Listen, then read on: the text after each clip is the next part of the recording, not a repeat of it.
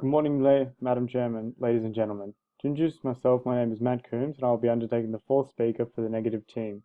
As the fourth speaker, I will be providing further insight into the research undertaken by the team that has helped form the arguments seen here today. This will include sources of information and evidence that will be used to refute the affirmative team's arguments. In order to present the argument that people should be allowed to be employed regardless of their smoking status, the team has undergone extensive research into a number of sources. The main research conducted has included a variety of sources such as academic journals, reports, and news articles. First of all, Smith et al.'s article on the ethics of not hiring smokers takes a different approach to that of the growing trend of corporations and health organizations in the early 2000s. The article reviews growing trends by companies, including the increasing number of corporations who legally choose not to hire smokers in the United States.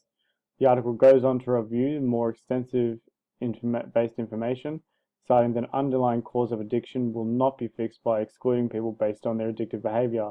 Rather, Smith et al. Has proved that other incentives, including those with monetary value, weigh far higher in changing addictive behavior. Next, the World Health Organization is a reputable organization known for its work and programs supporting the lower socio-economic and poverty-stricken areas of the world. It has since gained reputation performing statistical analysis and reports in order to inform governments and people of their health or related medical issues. The WHO report of 2015 was used by the team to show the widespread issue of obesity in comparison to smoking. The Cancer Council is the largest non-government cancer-related organisation in Australia. Primarily, the organisation provides information to people about how to reduce the likelihood of cancer and provides funding towards research of treating cancer. In the example used by the negative team, the Cancer Council shows conducted research to map demographic patterns of smokers within Australia, which showed a strong correlation to lower socio-economic groups. The Parks et al. Article in the Applied Psychology Journal discusses the effects of individualism or collectivism on society and organizations within that society. However, the negative team has used specific research that indicates Australian culture is individualist. Next, the negative team has used an article by Geneva et al. Detailing the little effect that substance testing has had on beating other forms of addiction. The article also is quoted other studies proving that substance testing is also often inaccurate and unable to detect when a person has used the substance. To begin, the team has highlighted the concerns with banning of smokers as employees by developing an argument based on the liberty and free choice of people who are undergoing smoking. Research from a number of sources has historically regarded exclusion based on legal lifestyle activities as discrimination. This is particularly true in the example of smoking. During the research conducted by the negative team, it has become apparent that smoking is in general a negative behavior to undertake for the individual and society as a whole. However, as discussed by Smith et al., excluding people based on their smoking status does little to change the underlying issues caused by smoking, and as such, in the context of employability, excluding smokers from the workplace will do little to solve the underlying societal health and issues faced. To help reinforce this message of discrimination, the negative team has drawn on a comparison between obesity and smoking factor of employability.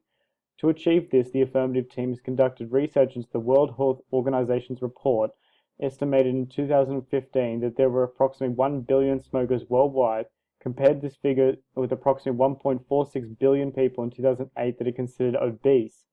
The team has made the point that both of these factors can cause health problems and arguably a lack of productivity, and yet it would be considered unreasonable and illegal discrimination to exclude anybody employability based on obesity in most workplaces.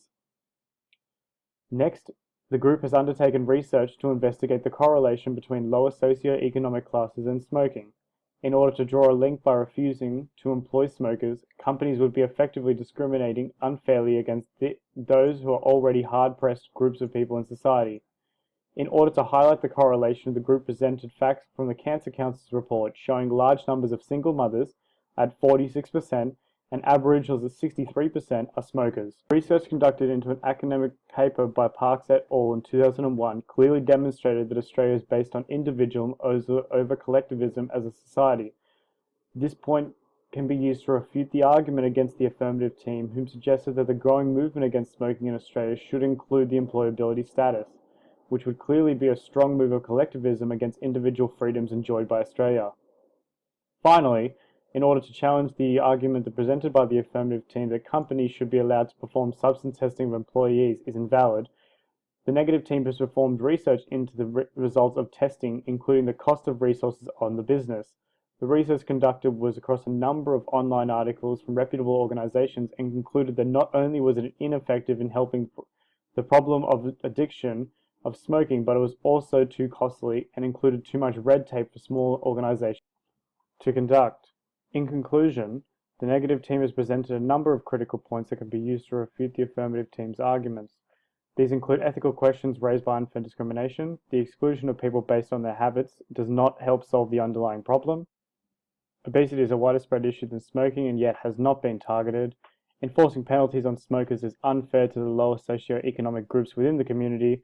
The Australian culture is predominantly based on individualism, and enforcing substance testing on employees does little to solve the underlying problem of addiction.